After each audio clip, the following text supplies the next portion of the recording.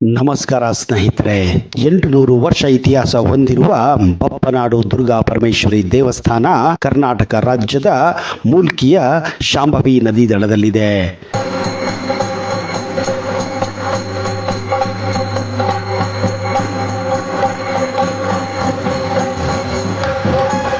ಶ್ರೀ ದುರ್ಗಾ ಪರಮೇಶ್ವರಿ ದೇವಸ್ಥಾನವು ಮುಲ್ಕಿಯಲ್ಲಿದ್ದು ಸಾಂಪ್ರದಾಯಿಕವಾಗಿ, ಸಾಮಾಜಿಕವಾಗಿ ವೇದ ಘೋಷಗಳೊಂದಿಗೆ ಎಲ್ಲ ವರ್ಗದ ಜನರನ್ನ ತನ್ನ ಜಾತ್ರೆಯಲ್ಲಿ ಭಾಗವಹಿಸಲು ಆಹ್ವಾನಿಸುತ್ತದೆ.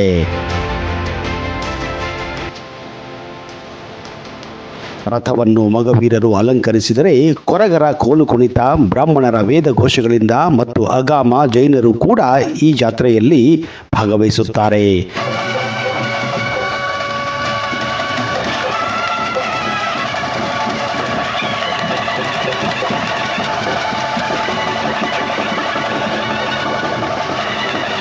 ದೇವಸ್ಥಾನ ಮಂಡಳಿಯು ಆಟೋಟಗಳ ಸ್ಪರ್ಧೆಯನ್ನು ಏರ್ಪಡಿಸುತ್ತದೆ.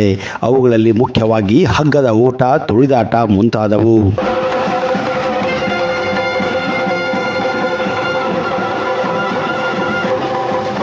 ಐತಿಹ್ಯದ ಪ್ರಕಾರ ಬಪ್ಪ ಬ್ಯಾರಿ ಎಂಬ ಕೇರಳ ಮುಸಲ್ಮಾನ ವ್ಯಾಪಾರಿಯು ಈ ದೇವಸ್ಥಾನವನ್ನು ಕಟ್ಟಿಸಿದ್ದನು. ಇದು ದೇವಿಯ ಮಹಿಮೆಯನ್ನು ತಿಳಿಸುತ್ತದೆ.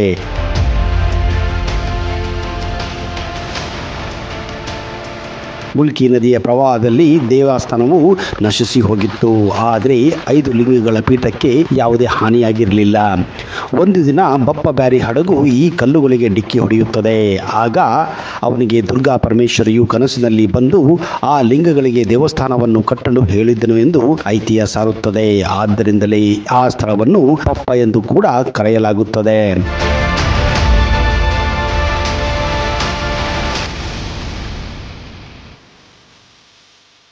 ಆ 5 ಲಿಂಗಗಳು ಅಗ್ನಿದುರ್ಗ, ಜಲದುರ್ಗ, ವನದುರ್ಗ, ಅಗಾಮ ದುರ್ಗ ಇವುಗಳೆಲ್ಲವೂ ಒಂದೇ ಪಾಣಿಪೀಠದಲ್ಲಿ ಸ್ಥಾಪಿತವಾಗಿವೆ. ಮುಖ್ಯವಾದ ಹಬ್ಬವು ಕಾರ್ತಿಕ ಪೂಜಾ ದೀಪೋತ್ಸವ, ಶರಣ ನವರಾತ್ರಿ, ಯುಗಾದಿ ಮತ್ತು ಶುಕ್ರವಾರ ವಿಶೇಷ ಪೂಜೆಗಳು ಹಾಗೂ ಜಾತ್ರೆಯು ಮಾರ್ಚ್ ಹಾಗೂ ಏಪ್ರಿಲ್ ತಿಂಗಳಲ್ಲಿ 9 ದಿನಗಳ ಕಾಲ ನಡೆಯುತ್ತದೆ. ಅದೇ ಸಮಯದಲ್ಲಿ 2 ಗುಂಪುಗಳಿಗೆ ನಡೆಯುವ ತುಳಿದಾಟ ಆಟವು ಭಕ್ತಾದಿಗಳಲ್ಲಿ ಹೆಚ್ಚಿನ ಉತ್ಸಾಹವನ್ನು ತರುತ್ತದೆ.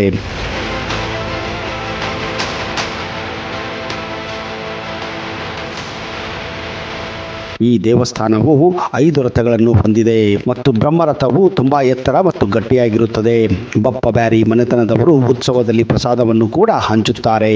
ಈ ಮನೆತನದವರು ಹೂವು ಹಣ್ಣುಗಳನ್ನು ಅರ್ಪಿಸುತ್ತಾರೆ. ಇದರಿಂದ ಮತಭೇದವಿಲ್ಲದೆ ಇಲ್ಲಿನ ಉತ್ಸವ ಪ್ರತಿ ವರ್ಷ ವಿಜೃಂಭಣೆಯಿಂದ ನಡೆಯುತ್ತದೆ.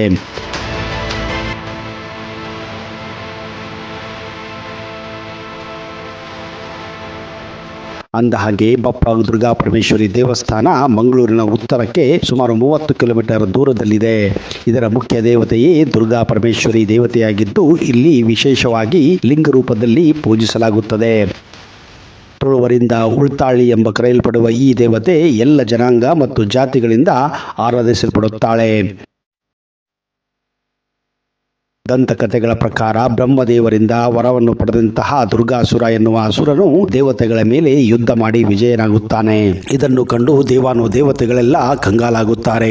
ಆಗ ದುರ್ಗಾದೇವತೆಯು ದುರ್ಗಾಸುರನನ್ನು ಕೊಲ್ಲುವ ಕಾರಣದಿಂದ 7 ದೇವರ ರೂಪದಲ್ಲಿ ಬಂದು ಆ ರಾಕ್ಷಸನನ್ನು ನಾಶಗೊಳಿಸಿ ನಂತರ ಭಕ್ತರ ಕಲ್ಯಾಣಕ್ಕಾಗಿಯೇ ಈ ಭೂಮಿಯಲ್ಲಿ ನೆಲೆಸುತ್ತಾಳೆ.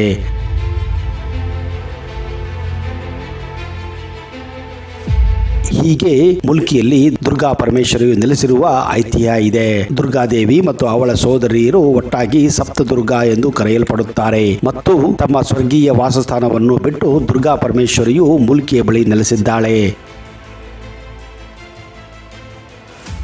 ಅಂದಹಾಗೆ ಬಪ್ಪನಾಡು ದುರ್ಗಾ ಪರಮೇಶ್ವರಿ ದೇವಸ್ಥಾನ ಉಡುಪಿಯಿಂದ 30 ಕಿಲೋಮೀಟರ್ ದೂರದಲ್ಲಿದ್ದರೆ, ದಾನ ಧರ್ಮಗಳ ಬೀಡು ಧರ್ಮಸ್ಥಳದಿಂದ 80 ಕಿಲೋಮೀಟರ್ ದೂರದಲ್ಲಿದೆ. ಹಾಗೆಯೇ ಶಿವಮೊಗ್ಗದಿಂದ 175 ಕಿಲೋಮೀಟರ್ ದೂರದಲ್ಲಿದ್ದರೆ, ರಾಜ್ಯದ ರಾಜಧಾನಿ ಬೆಂಗಳೂರಿನಿಂದ ಸುಮಾರು 377 ಕಿಲೋಮೀಟರ್ ದೂರದಲ್ಲಿದೆ.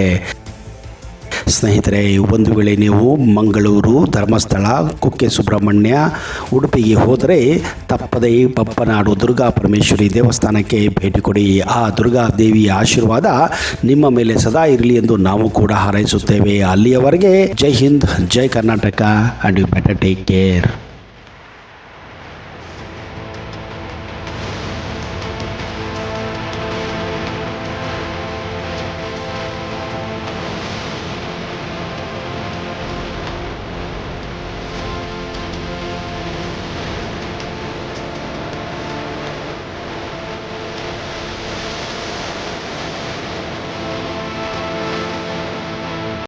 ವೀಕ್ಷಕರೇ, ನಿಮ್ಮಲ್ಲಿ ಯಾರಿಗಾದರೂ ಸಂತಾನ ಸಮಸ್ಯೆ, ವಿವಾಹ ಸಮಸ್ಯೆ ಇದ್ದರೆ ಈ ಪಂಡಿತರನ್ನ ಈಗಲೇ ಸಂಪರ್ಕಿಸಿ. ಪಂಡಿತ್ ವೈದ್ಯ ಮೋಡಿ ರಾಮಜ್ಜ, ಶ್ರೀ ಆಂಜನೇಯ ಸ್ವಾಮಿಯ ಆರಾಧಕರು, Indian famous astrologer. Get 100% solution to all your problems. Shri Prathyangira ದೇವಿಯನ್ನ ವಶಪಡಿಸಿಕೊಂಡಿರುವ ಏಕೈಕ ಜ್ಯೋತಿಷ್ಯರು. ಫೋನಿನ ಮೂಲಕ ನೇರ ಪರಿಹಾರದಲ್ಲಿ ಓಪನ್ ಚಾಲೆಂಜ್. ಆಂಜನೇಯ ಸ್ವಾಮಿಯ ಅನುಗ್ರಹದಿಂದ ವಿಶೇಷ ಪರಿಹಾರ ತಿಳಿಸುತ್ತಾರೆ. ನಿಮ್ಮ ಒಂದು ಕರೆ ನಿಮ್ಮ ಭವಿಷ್ಯವನ್ನೇ ಬದಲಾಯಿಸಬಲ್ಲದು. ಇವರ ದೂರವಾಣಿ ಸಂಖ್ಯೆ 9008220252.